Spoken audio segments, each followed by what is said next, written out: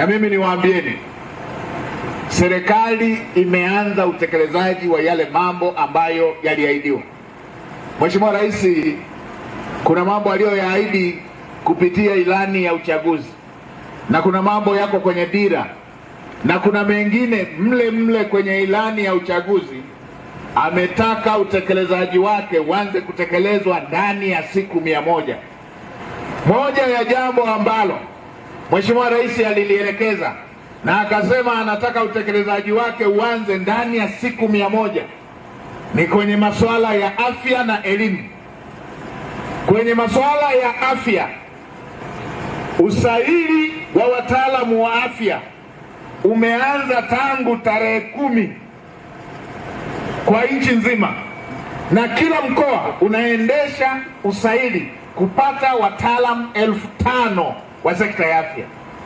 Iliahidiwa itafanyika ndani ya siku 100. Hivi tunavyoongea usaili unakamilika wiki hii.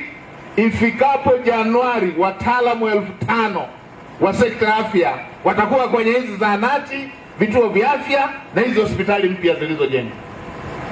Lakini akasema pia kwa kuwa amejenga shule nyingi mpya, tumeelezewa kwa mkoa wa Songwe hapa na mbunge wetu pamoja na naibu waziri, akasema ndani ya siku 100 walimu 7,000 watakuwa wameajiriwa ndani ya siku 100.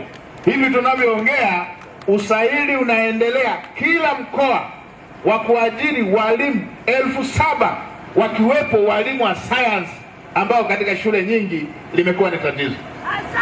Zimejengwa shule ndani ya miaka 4-5 iliyopita, zimejengwa shule mpya 1,300 za sekondari, 2,700 za msingi, madarasa 79,000. Hivi vyote Mheshimiwa Rais aliona vinahitaji walimu, kwa sababu shule sio majengo peke yake.